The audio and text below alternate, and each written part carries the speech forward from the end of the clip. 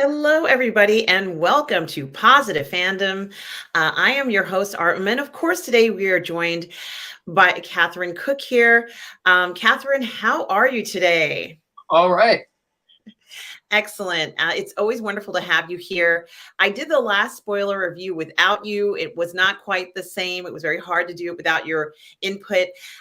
But for the last episode, just briefly, what did you think of the last episode of The Mandalorian, the one before, obviously, the Foundling episode? I thought it felt like an episode of Andor, and I was surprised given how I don't usually have a problem with the runtime of these shows. I don't get the complaint that it's short. I'm fine with it as long as every story accomplishes what it needs to. But the fact that they spent so much time on this guy, and it's like I didn't feel that it needed to be that long, and there were still a lot of unanswered questions, like how much exactly does he know? That like when he mentions to the audience that his research was co-opted by bad people, does he know what they exactly were doing? It's not really clear. I like that they were showing off how asinine the bureaucracy of the New Republic was. Like, there's a lot of parallels to post-World War I League of Nations type stuff where we're demilitarizing everything, and if it's Imperial tech, we can't possibly repurpose it. No, we got to destroy it. And then you had post-World War II parallels with the whole denazification programs, and so that was all kind of interesting. And then the finale, it's like, oh, okay, so she still works for Gideon, and it's like, it's funny because there's sort of a lingering plot thread there because the other agent who was in the room with her left her alone. She asked, "Can I stay here?" He said yes. And since he knows the dial was set low, well, they're going to obviously know once they're finished with the procedure that, oh, something went wrong. And she was the one left in there. So it's like, are they going to revisit that, or is she going to get away with it? Because it's like, I assume that he has a memory wipe now and he's not going to be able to remember anything that's, closing off that. And that she used him both as a patsy to get the technology that she needed and to, let's spare him. Don't want to kill him because that would be, a murder investigation. She can't afford that. So let's just wipe his memory. But it's curious, are they just going to chalk that up to some technical malfunction, or are they going to think, maybe it's her? So that'll be interesting to see where that goes. It was cool to see the Opera House from Revenge of the Sith again. And then for the prologue, I kind of found it interesting that Din Djarin didn't see the Mythosaur, and I get why Bo-Katan kept it secret, and I like that she's like accepted into the convert when they go back, and they're like, or into the clan, they accept them all back in, which was really cool. And you just saw her eyeing that Mythosaur skull, thinking, about it. So I thought that was a pretty decent episode. But I'm still surprised that they spent so much time on that separate plot thread as opposed to Bo-Katan and Din. And I admit it was disappointing to learn the plot point that Moff Gideon, they're like, oh yeah, he escaped before his tribunal, like a throwaway line. Like, how are we not seeing that, Which was a bit of a letdown. That you'd think that when he heard that he would have a stronger reaction and he'd be concerned about it and trying to find out. So I admit that kind of made it a bit distracting watching the rest of his Pershing storyline. But and correct me if I'm wrong, but I believe the peak of that mountain on Coruscant's appeared in Clone Wars, has it not? Yeah, I think it has. Yeah. Yeah, so that was cool seeing that again. But yeah, so that was an okay episode. Pretty well done. Yeah, I think it would have been, first of all, I agree with pretty much everything you said. And I think it would have been interesting if Moff Gideon was released versus escaped. And I think it would have been very interesting, the notion of him kind of convincing them that he proves his worth and, that they can't do without him. He agrees to be sort of like in the outer room where no one really wants to go. Everybody wants to be on Coruscant. The thing I found,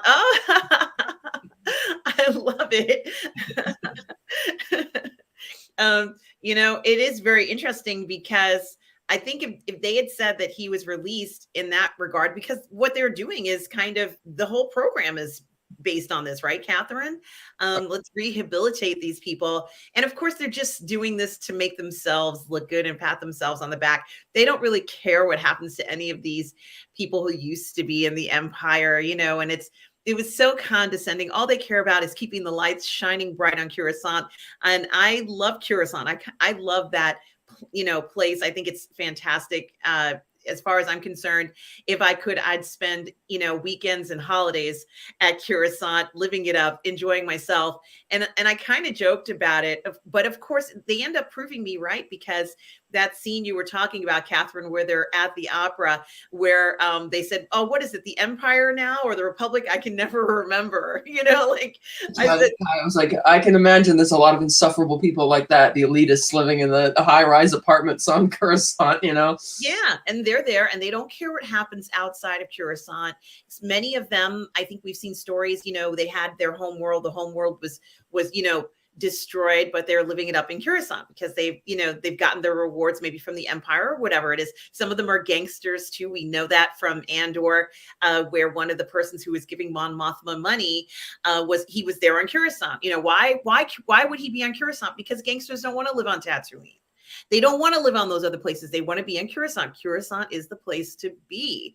And even, you know, when the New Republic is in place, it's still the place to be. But Catherine, were you not surprised that they would decide to kind of put these former Empire people on Coruscant in sort of public housing? Why not somewhere off-world? What do you think? That was kind of interesting, especially since they give them the freedom to wander around. And I guess maybe that's their way of trying to further assimilate them. Like, hey, we're not going to treat you like inmates. See, look how wonderful our culture is, type of thing. Maybe it had something, but they all had serial numbers too, which was another weird thing. It's like they're not. It's like a big deal when they introduce themselves by name, and it's like, well, that is very awkward. That he, like, when Pershing gives his big speech and he's able to give his name, but the other people in the apartment complex don't know each other's names, and it's like, man. But that's I guess the only thing I can take from it. They probably just want to make them feel more welcomed as a way, kind of like when the guy who's going to turn on the machine at the end of the episode says, "Don't worry, this process worked for me as well." I'm like, this is so terrifying on so many levels. And it's like how they just think they're happy about it. So it's kind of that weird mix there, you know?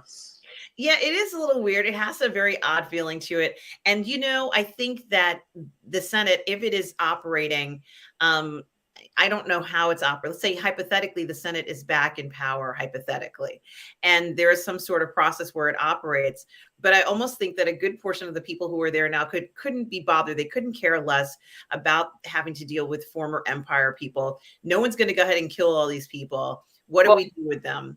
Yeah, well, I do know that the New Republic would shift the Senate to different worlds so that way you wouldn't have a festering of corruption within the cities around it, because it would only be there for like a few years before moving elsewhere. And that the Hosnian system just happened to be the headquarters when the Starkiller base blew it up. But it is a good question whether or not they did go back and, you know, reuse the Senate for that, or what became of. I would love them to go back and visit the Jedi Temple, because that became the Imperial Palace in Legends lore. And you do see it briefly still standing in the special edition version montage at the end of Return of the Jedi. So it's like the Emperor didn't tear it down in the new canon. He left it there. So I thought, wouldn't it be cool to go back and maybe visit that sometime? But maybe yeah, it certainly would be cool. I think everybody wants to see it now, let's say at this stage of the game, what exactly it's being used for. It would have been funny if they had put them there. You know, I think there would have been so many different things that they could have done. Even their public housing unit was great because you're on Coruscant. It's like, you know, let's put them in a fantastic location. We know Coruscant has an underworld, or if you want to call it a pseudo underworld. The public housing unit looked nicer than the one that Cyril was living in with his mom in Andor even. Like, that looked more run down and kind of grimy, whereas the one that these people are in, it's like, yeah, it's very bland in terms of design, but it looked cleaner and looked not as run down. It's like they take care of their inmates. Yeah, they certainly didn't want for anything. What did you think of O'Brien's performance in this? As you know, we knew what she had done, let's say, before the Empire collapsed or when Moff was around. Were you impressed with her performance in the story? I guess. I don't think I've heard of the actress in anything before, or if I had, it didn't come to mind. Like, I didn't recognize her when it started, but I could tell there was something off there, because the fact that he accidentally outs her as having formerly worked for Gideon and the others didn't know that, they're like, oh, wow. But they're still kind of accepting. I'm like, okay, so they're bonding over this, but I could tell that she wasn't just interested in being friends. Like, especially when the throwaway line came that Gideon happened to escape. I'm like, now there's something going on here. And so I kind of saw it coming, that something's going to happen. Like, when you hear the noises when they're in the Star Destroyer, she's like, oh, it's just the ship settling. I'm like, yeah, right. It's like, that's not what's going on. So it's like, I did at first admittedly think for a minute, oh, they're not arresting her. So is she like a total convert? Because again, she's still she didn't refute his accusation that she worked for Gideon in the past. Because at first I was thinking, oh, she might be an undercover agent, but no, she didn't refute that, meaning that she did work for Gideon. And so it's not until she gets into the torture chamber, for a better lack of a better description, when the guy standing next to her says, "You are a really great new lawyer, like you've been redeemed, and you are a perfect example of what we're trying to achieve," or whatever it is that he said. And I'm like, okay, but I could still see through it. You know, I was suspicious. I didn't know where it was leading, but then when it got to there, it's like, okay. Yeah, I think it had a lot of fun moments in it. And as I said, my favorite part is always seeing the elite on Coruscant. You know, all they want is their champagne cold, their seat at the opera, and also to pat themselves on the back. You know, like when one of them spoke to Pershing and said, "But you see, what you were doing is wrong, right?" You know, and you could just look at this and say, they don't care at all about. Yeah, they're just trying to look like they're trying to stay relevant and in, kind of like all the people on Canto Bight. They don't care who's in charge. They're just going to bankroll it because they make money off of it, you know. So I really love seeing that side of Coruscant. I mean, I always knew it was there. And of course, we've seen indications of it and the corruption of the Senate and corruption, let's say, of the elite as well, for kind of, you know, turning a blind eye to what was going on in the rest of the galaxy while they were getting, you know, the best of the best. But I always, I really do, I kind of enjoyed this segment of it because I guess for the most part, I think most of what we saw was, you know, Jedi life. So now we're seeing all the other people who are kind of there, knowing very well they've been there all along, and they don't want to deal with any of this stuff. So it's nice to kind of see that. I thought that was certainly refreshing to see, at least for me. Yeah, and then the whole homage to Blade Runner 2049 with the whole interlinked thing, except it's funny that the droid just takes his answers at face value. Like, it's not able to read his emotions at all when it's clear that he doesn't really mean most of what he's saying. And I'm like, is this how lazy the New Republic is? Like, somebody came up with the idea, we should probably make them submit to these ridiculous tests, but we're not actually going to analyze the answers or have somebody in there who can actually truly read their, you know, gauge their response. But that was really neat. I was like, every time that droid showed up, I'm like, interlinked. It really was very impressive. And, you know, clearly when, as you said, when Pershing was disturbed, it just could not sense it. And I thought to myself, they just don't care if he's disturbed or not. Well, that's how she was able to fool them and everybody, because you could, like, again, the people he's giving his speech to in the opera house, I'm like, oh, honey, they don't care about any of that stuff, you know, and nobody cares about what you're trying to do or what your ethics are, because they're just trying to stay relevant at the expense, no matter what the cost is. And then we're seeing that with, again, the robot that asks questions, but it can't really gauge if the answers are truthful or not, and just how nobody thought for a second that why would she, if she feels that he's a traitor, why would she allow him to be that successful in doing what he's doing before turning him in? They didn't question that. They just accepted that, oh, you're really good, you stopped him. And but it's like, you're right, they just don't care. And maybe it's not such a bad thing that the New Republic got annihilated if it's this lazy. It's like, no wonder the First Order was able to rise. Well, I mean, one could argue, though we don't know for sure, but perhaps there are certain elements that are as lazy as the Empire. And, you know, I always say they're the same people, just a different title, different name, who are there. So it is very interesting. You know, maybe that's the whole point of this, is to see the same players. They're just playing a different game. But many of them are going to start on the top because they've already kind of like taken advantage of the system and are living it up. As far as they're concerned, nothing else is happening except what's happening on Coruscant too, which was something else that I find very fascinating, because you could even tell that they felt this way as they were describing Coruscant is considered the center of the galaxy, but we're not actually the center of the galaxy, but it is a fantastic place. And I thought to myself, yeah, that's a very cheerleader-ish kind of way to talk about the place, but something's not right in this beautiful, you know, palace. And which is funny, because we saw at the end of Return of the Jedi the thousands and thousands, if not millions, of people on Coruscant who were celebrating the fall of the Empire. And yet the people, the power players, so to speak, are still in power, those elitist type people who don't care. And they seem to be the ones who've been put in charge of monitoring the, you know, the denazification program, if you will. And it's like, no, you should probably let the people who actually did care about the revolution, you know, take care of this stuff, because they got a better handle on it than they do. Exactly. So I enjoyed the episode as well. I know people were saying that it felt like it was a lot of Curacao, and it was, and I'll take as much Curacao as I can get. I'll take, I don't know how many hours of Curacao at a time just to see how the place looks. But, it was, I think, very interesting to see the state of how things are, that for the most part, the people who are in charge aren't that concerned about what else may be going on right now. So they're turning a blind eye. And we've seen this happen before, and it can go very wrong. And we're witnessing it in front of our eyes. And so now we end up with episode 4. It's very interesting when this episode starts out, because clearly, the Mandalorians are still at this covert location, Catherine. And I kind of want to call it the land of the lost, because Right? there's always some kind of thing happening, and you can imagine, I was shocked when Paz Vizsla was like, well, sometimes it takes foundlings. And I'm like, I'm like, this has happened before. I know. It's like when the alligator came and none of them could be able to stop it. I'm like, dude, you worship a cult where you guys tamed a mythosaur and you can't deal with this alligator monster, and you didn't go after the bird when it kidnapped the children before. It's like, it is hilarious, and we're going to talk about it a little bit more, but it's kind of like it really is. It's like I almost can hear the music, land of the lost. It's like the only thing missing are sort of like the sleazaks, some other group of people who live on this planet, and they're like, oh, what are you looking for?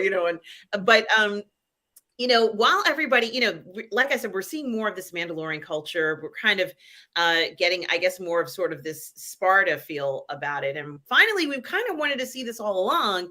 I could watch, the Mandalorian Chronicles episodes, seasons 1 through 14, where it's just them fighting for years. I could keep watching that. I would enjoy it very much, just to see. And the armor would be like, you have earned your sheen, all of that cool stuff that's in it. I could watch it forever. But it is very funny, because while they're going about their normal stuff, which is they got their practice things out there on the sand, and it's kind of like it would be paradise if not for the scary creatures, and they don't have any vegetation or anything, but it would be like paradise if it had that. And so they're on the beach and they're sparring, and it does kind of feel for me, it feels very Greco-Roman. I don't know, but I imagine they're on the beaches there, let's say in antiquity, and they do that sort of stuff. But while everybody's sparring, Grogu is kind of playing with these sea creatures. Now, very few people do, obviously you and I know that he's talking to these little creatures. He's talking to them. But does anybody understand? Because everybody's like, what are we doing? And you can see them with the staffs. They're fighting with staffs, and people, and they're like, good, this person wins, and and they're just sparring like they're enjoying themselves.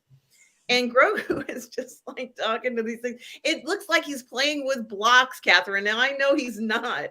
I know he's not doing that. But he's probably asking them things like, what other harmful creatures are there out there? And they're telling him, well, there's this creature and that creature. And he's, racking up the info in his mind. So when he picks up one of them, and Din kind of is like, yeah, maybe I ought to have my kid. Maybe I ought to remove my kid from all the, stuff he shouldn't be doing and focus him on this. So I just thought it was funny. They start to spar, Grogu spars. The other kid challenges him. And they're like, no, he can't fight. He's too small. What are you doing?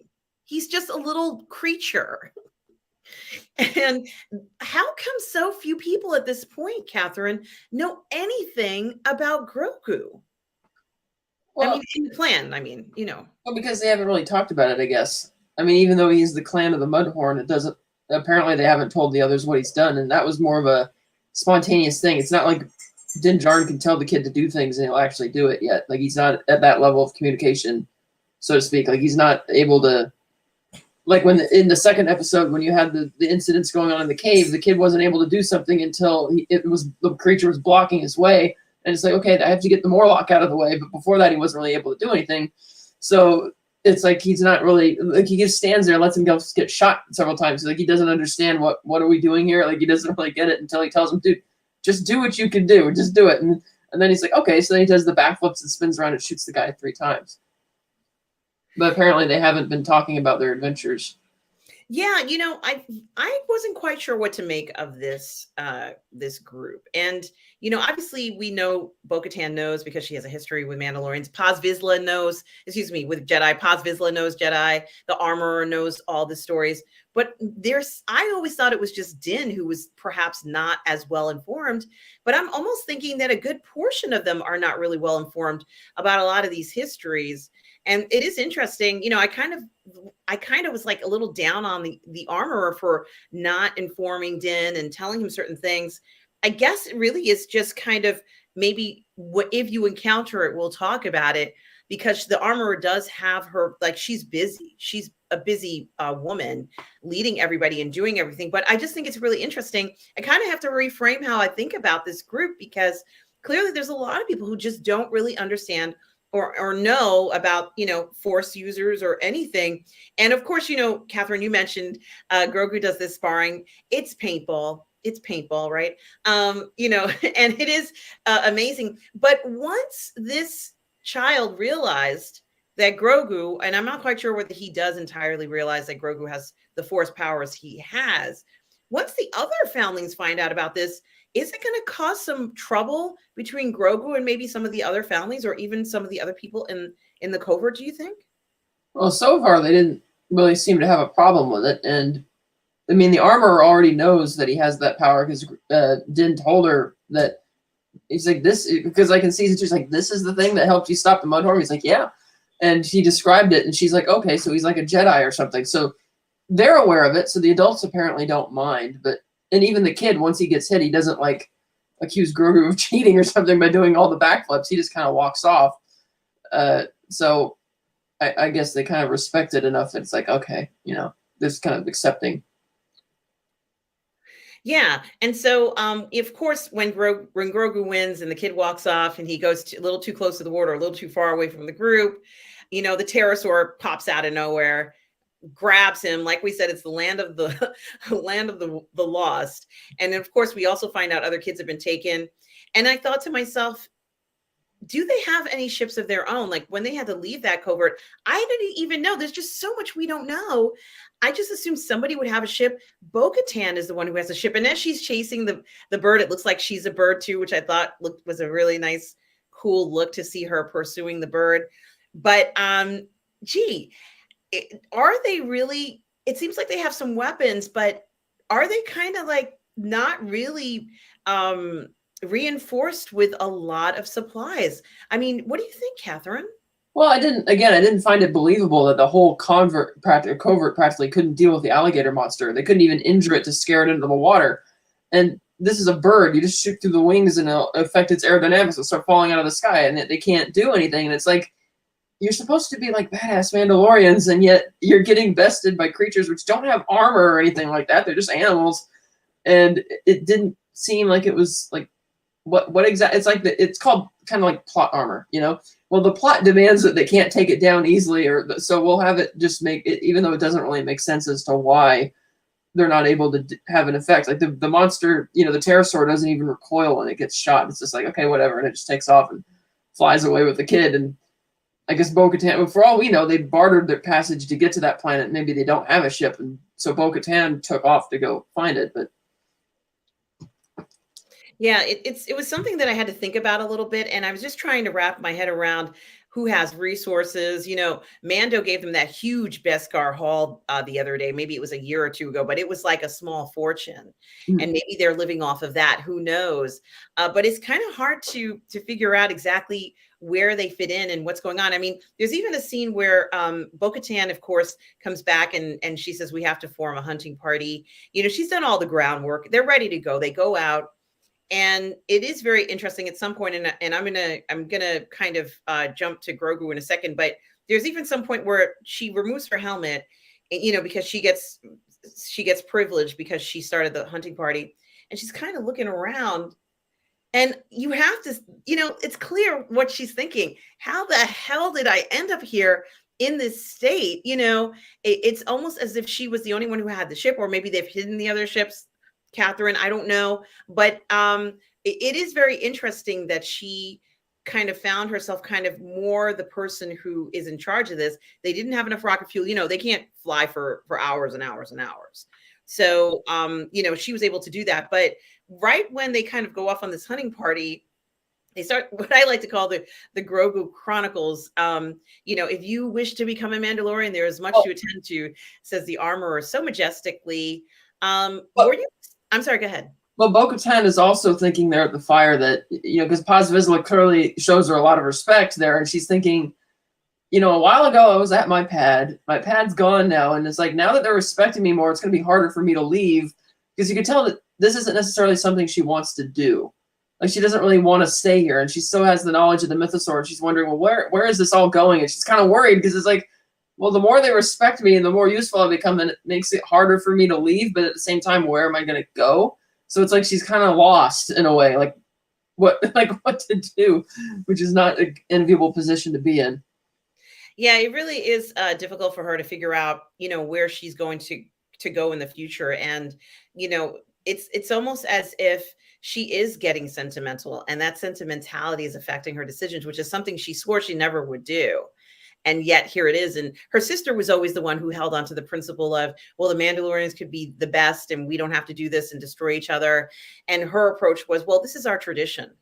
Right. And I want to still be able to fight and everything. And I think, you know, maybe Bo-Katan is kind of seeing things a little bit differently. Not that she doesn't want to engage in what Mandalorians do, but it's just, she wasn't raised into that cult type, not necessarily cult in the sense of it being bad, but like, she wasn't, you know, raised that way. To like, she's not ever gonna jive with the whole "this is the way" stuff. It's like she's saying it, but you could tell she's kind of going through the motions and feels like an outsider here, which is kind of the sense that something big is gonna happen with her at some point, because I can't picture her just staying here the whole time, even given what she knows.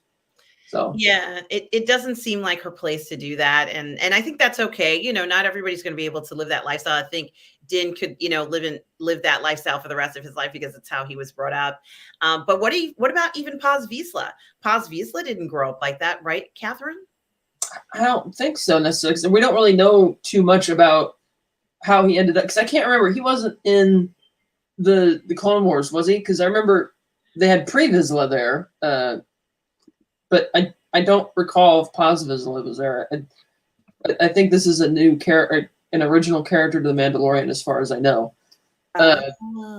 Maybe I don't quote me on that, but because when he says also that he has that the kid that got kidnapped was his son, I'm thinking, well, does he mean his son as in it was his charge, his foundling, or is this like his actual son, like the next heir, the next Vizsla heir, so to speak?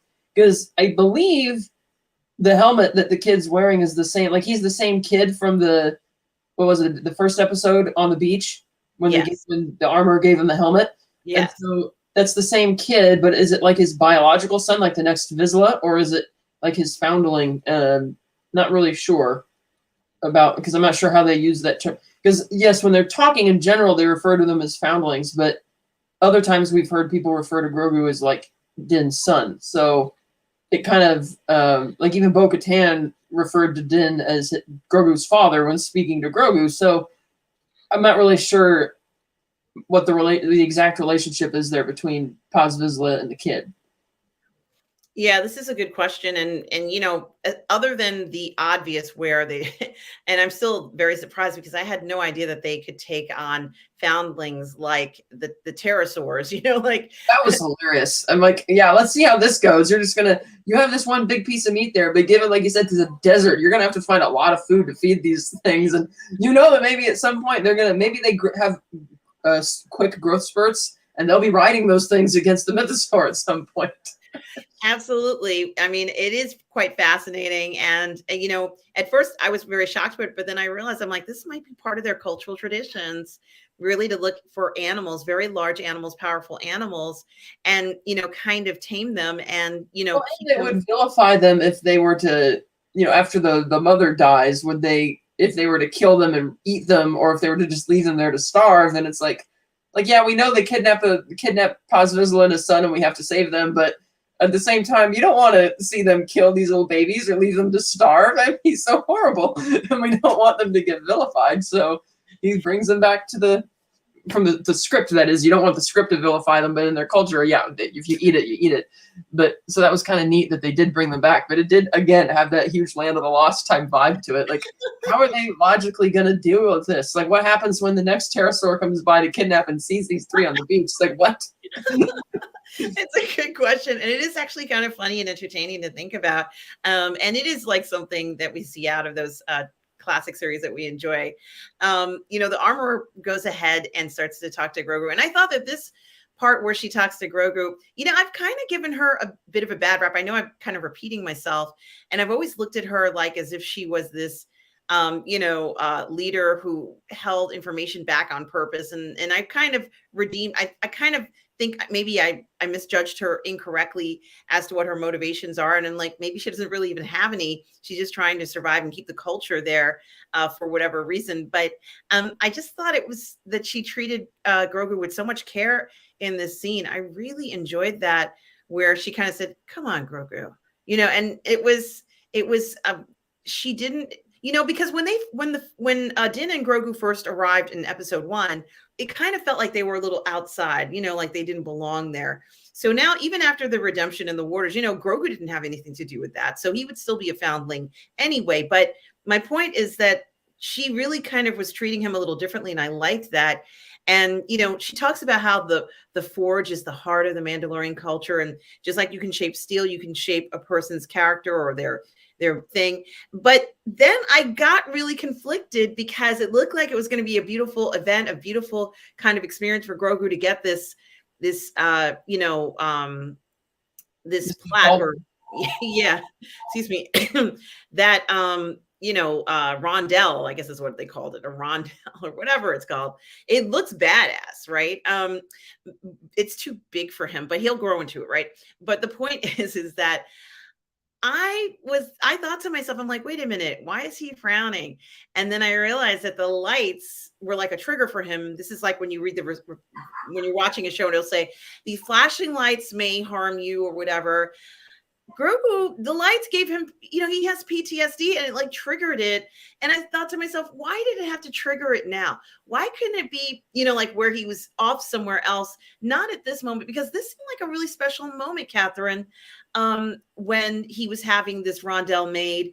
And I thought it would have been nice for him just to have the rondelle made. It didn't have to trigger a sad emotion. And of course, and before we get to the emotion triggers, I loved how we saw more of the forge with the armor pressing buttons, and you got to see the holograms. It's like, oh, I've got to make a chest piece. Oh, I've got to make an arm, this. Oh, I was like, oh gosh, I really would love to see that. It is a sophisticated forging process that, is just, I don't know, so incredibly cool looking. But then, of course, when she talks about how the forge can reveal weakness, we see Grogu and that terrified event. Catherine, we knew we were going to find this out. How shocked were you when you realized who helped Grogu escape? I like that it was a subversion of expectations, because everybody was thinking that if you're keeping this a secret, then it must be a major character. But instead, it's actually the actor.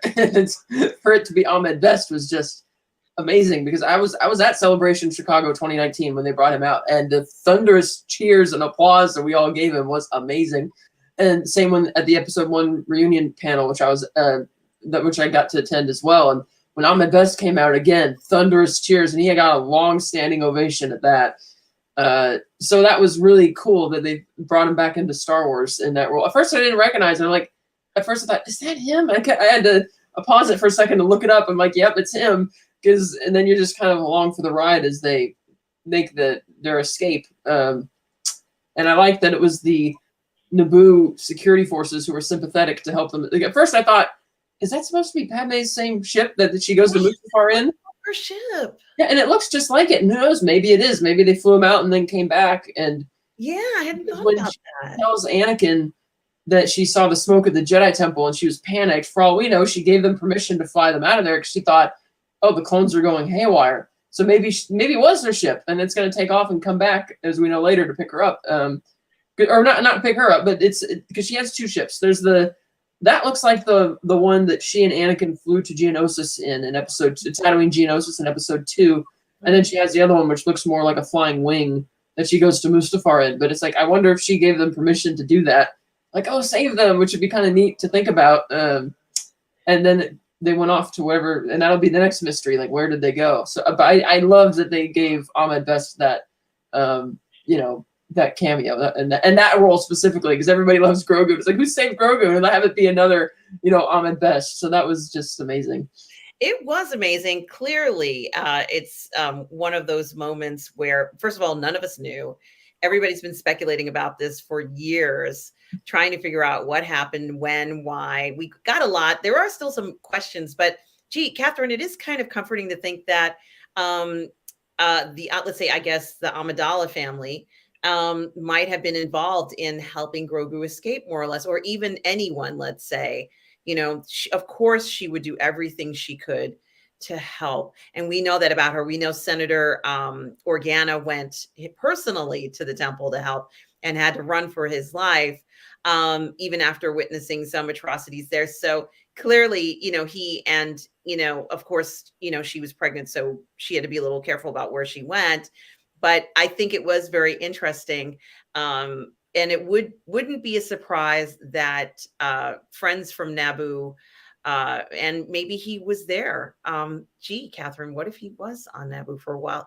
You know, or whatever they decide. It is kind of comforting to know that it's let's say a group of people we recognize who do care about what might happen to him. Yeah, because there's still a 28-year gap between his escaping the temple and Din Djarin finding him at that. Because we still don't know who those people were that were holding Grogu there or why, you know, back in season 1. And I thought that was kind of odd because it didn't seem like they had kidnapped him from the Empire for ransom. They weren't demanding a ransom. They just kind of had him there. And it's like, what's this about? And they, of course, Mando didn't take any prisoners. He just killed everybody, so he didn't interrogate. So we're probably never going to find out what that was about, but which is a bit unfortunate that they wrote it that way, because it is kind of a big lingering mystery. Like, why would he have been taken from Gideon to this Arvala 7 just to at this compound where all these pirates are hanging out? It's like, what's going on, you know?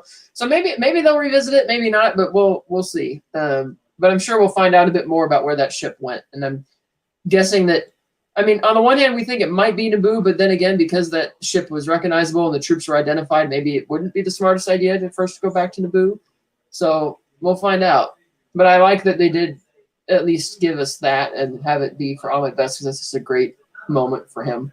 It is a great moment. And of course, the tie-in, you know, as you and I both said, you know, let's say hypothetically a Naboo connection, possibly. And of course, Ahmed Best, you know, with Jar Jar also being from Naboo. I think it's brilliant.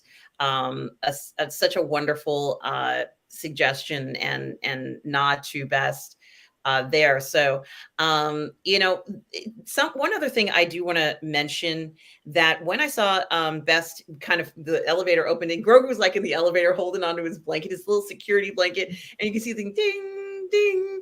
And I'm like, oh my God, what's going to be when the door opens? And of course it's Kelleran. Kelleran grabs the lightsaber of the other Jedi who was, you know, who had unfortunately fallen.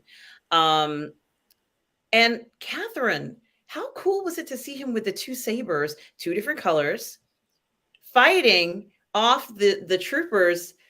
Gee, is two sabers the key? Do you need two sabers to survive a situation? I really love that part. What did you think of that? That was really cool, and it makes me wish we did get to see more of that, like sort of like the 3D, the 2D animated Clone Wars thing that Tartarovsky did when they introduced Grievous. And he uses his lightsabers much more effectively than the live-action Grievous did in Revenge of the Sith, where he broke his arms apart, but then moves them all in like one blade. It's like, that's not how you use that thing, you know?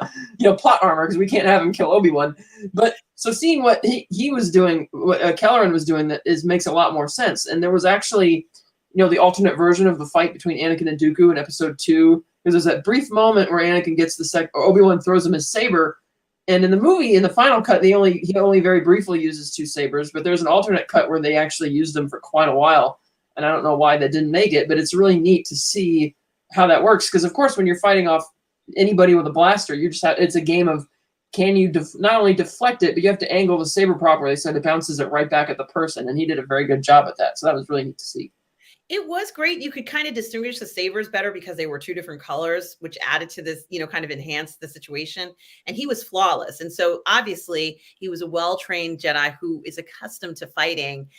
Certainly that was nice to see as well. And he just was badass. He kind of reminded me of Obi-Wan Kenobi, like the way that he and Anakin would kind of race around, chasing people, throughout Coruscant or whatever. It felt a little reminiscent, except this one they were running away. And where, I think that if we're going to go ahead and speculate about where this character, Kelleran, I don't know who he is. I don't know where he comes from. I don't know anything about him. Is he a character we've heard of before, or is this the first time we're hearing about him? As far as I know, this is the first time we're hearing about him. Okay, because it is very interesting to have a new character doing this, but I wasn't sure. I said maybe he's in the books. Maybe there's a Kelleran family, or some sort of something with the Kelleran box name coming up. But we heard them say, "Take him to Kelleran," and like, who? So it was a lot of fun to see that episode, at least that part of the episode. But so Grogu gets this rondel, and the war party, let's say, is going well. And of course they go ahead and they retrieve the foundling. And when Bo-Katan gets back, and she actually speaks to the armorer, who notices that she's missing pieces of her armor. Some point during the fight, she, one of these pieces came off the side, and the armorer says, "Hey, you look like you're missing some pieces. Let's go ahead and take care of that." What did you think about seeing the armorer going ahead, giving her the poultice, or whatever it's called, whatever part of the armor is, and suddenly, out of nowhere, Bo-Katan, obviously she says, "I want the mythosaur on one, and I want the night owl on the other," and she says, "Sure, anyone can have the mythosaur. It's a Mandalore thing." She goes ahead and confides in the armorer. But the armorer is like, "Well, everybody has visions of, everybody dreams about the mythosaur." She's like, no. I really saw this thing.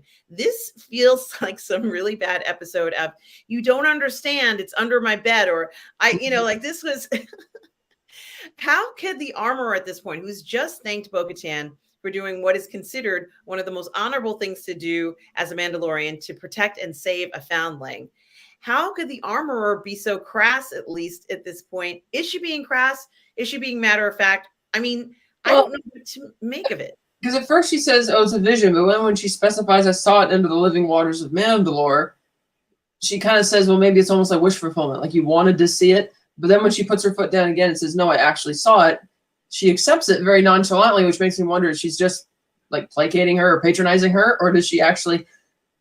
Because again, the Mandalorians believe in the mythosaur. It's not that they thought the mythosaur ever died. It's just that was the legend, and they haven't seen it since then.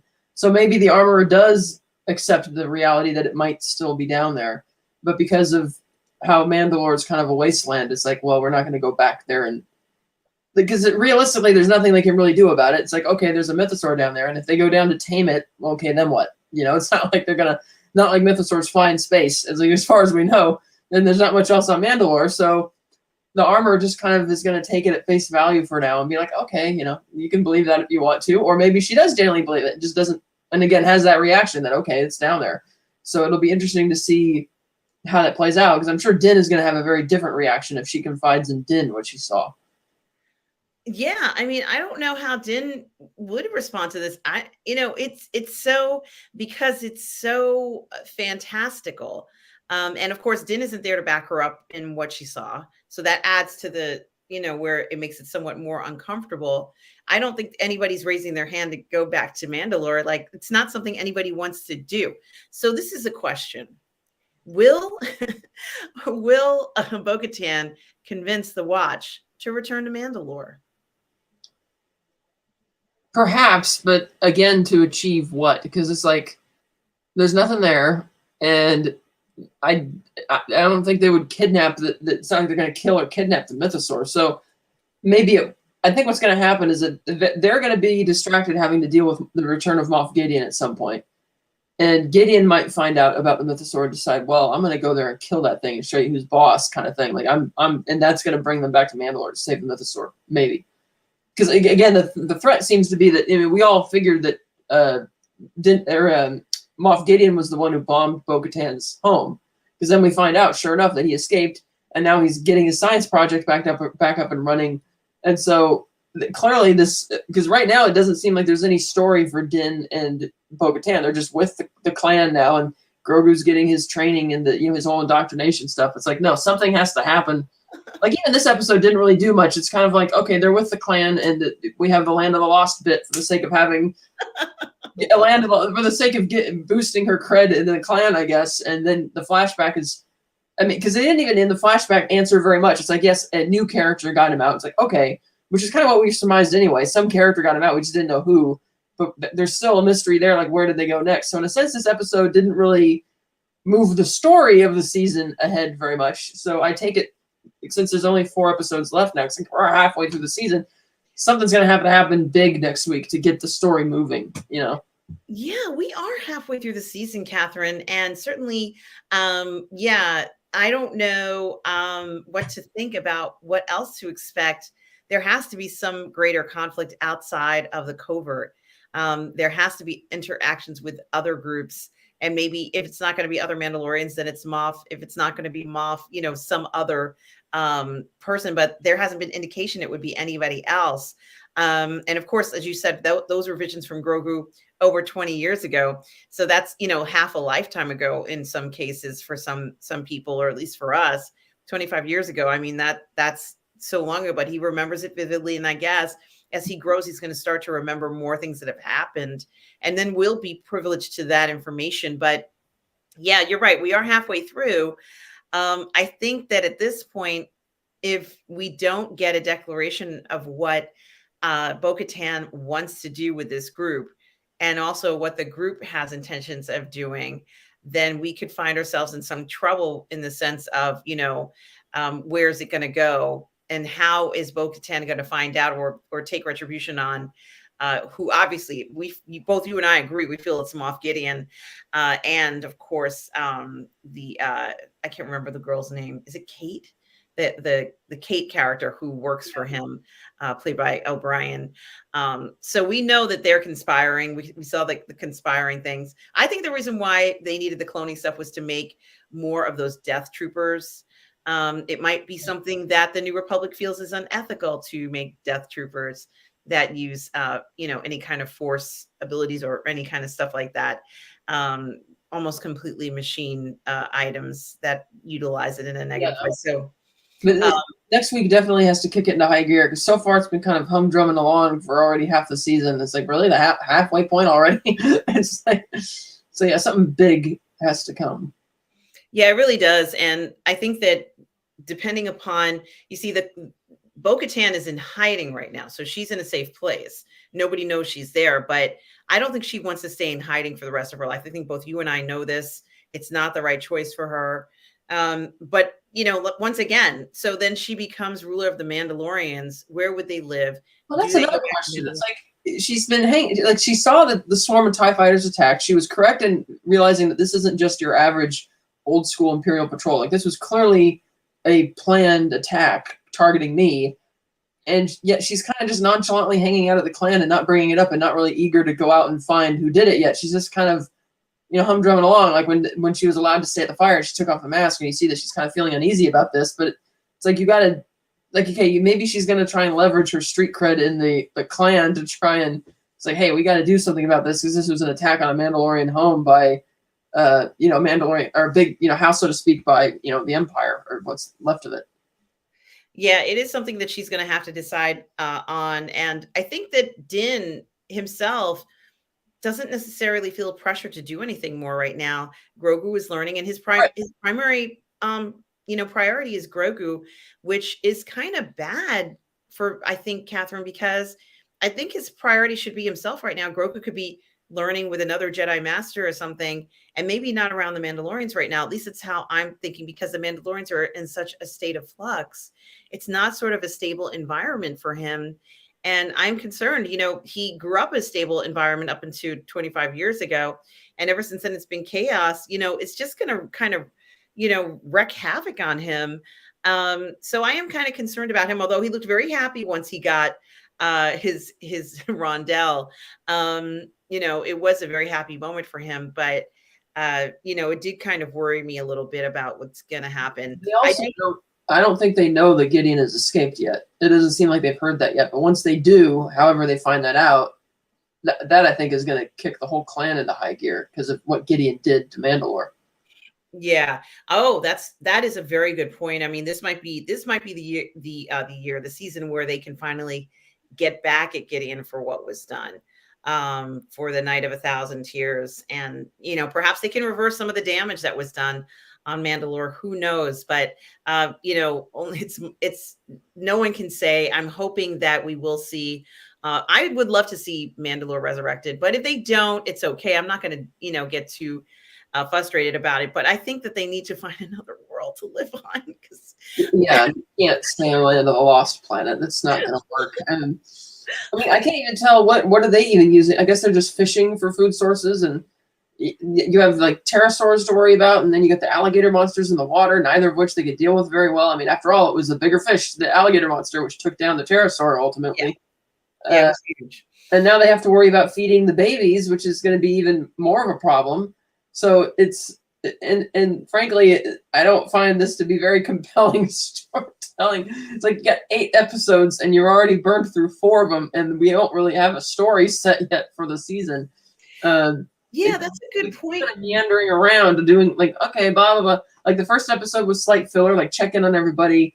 The second episode had a lot of great lore and stuff on Mandalore. This is really cool, but it ended on such an abrupt note. Third episode was kind of unrelated. It was just a plot thread with Pershing that took up nearly an hour. And now we're back here where they're just kind of humdrumming along with the clan. And you have a flashback, which tells you a little bit about how Grogu finished escaping, but not exactly to where he was going to go. And the reveal of the actor is like a fourth wall breaking thing for it to be Ahmed Best. But it's not like a big story point. It's like, okay, so Grogu had this little flashback. But again, this isn't really moving the plot forward. We're not moving the story forward in the same way that seasons 1 and 2 did. I mean, yeah, seasons 1 and 2 still had their episodes of the week, but it was still, each episode was still moving the story forward. Even if it was, he gets a clue, goes to a new planet, finds a witness, and they're like, help me and I'll help you. Okay. But that at least is moving the story forward, even though it's repetitive. But this doesn't seem to be doing any of that. It's just kind of, so I don't know. We'll see. I hope next week they really kick it into high gear. They're going to have to do something. And you're right, for it to have gone this long without us seeing anything really driving the story. I don't even think there's any motivation in it necessarily, except for maybe the former Empire officer, except for her.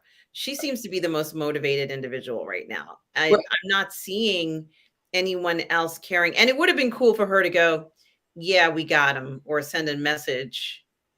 Yeah, or sending, like something like that. And the idea of all the stuff they spent time on in these first 4 episodes, but they're not going to show Gideon's escape, which is a huge story point, unless they show it as a flashback coming forward. But it's like, this is like a huge, you can't skip huge story points like this. This is the problems that the sequel trilogy ran into, where episode 7 skipped so many significant events in the actual Skywalker family saga in the Skywalker saga of films, which none of the other films did. And so it's kind of, they're good. So I hope next week is a lot better. Not that this was necessarily bad, but it's like, I guess again, if there were like 20 episodes, okay, no problem, whatever. But I mean, come on. I'm pretty sure that the Gideon storyline is going to be stretched over multiple seasons. If this is the kind of the pace we're going to be going, it's, you know, reluctance to spool out the main story. Yeah, and we, like you said, we really need to get something rather quickly because we are so far into this. I don't know what, like I said, I think Din's motivation at this point, he already accomplished what he wanted to accomplish. So there's nothing else left. Bo-Katan probably wants to find out who blew up her house, but she's still at the stage of like, I don't know whether I want to hang with this crew. They say nobody in the group seems to care that Din still has the Darksaber and doesn't, in that he doesn't crave power and doesn't really know how to use it, but nobody else is going to challenge him for it. And Grogu's not motivated in sparring because he would rather, and it's okay, he would rather play with, he's at the beach. I wouldn't be surprised if we would have seen a little castle with Mando in it, and, like building a little creatures. Well, and at first when the rocks started moving, I thought it was Grogu using the Force to call them to him until I saw, like, wait a minute, this is probably an animal. It's like, okay. Yeah, so he clearly was talking to these creatures, because when he left, they were like, "Oh, we're out of here. We're outie." They just go back into the water. But he's not really interested, Catherine, in doing anything else. Perhaps he'll have another vision that will motivate him to be more aggressive, if you will, in a clan that is aggressive. They're not, not pacifists.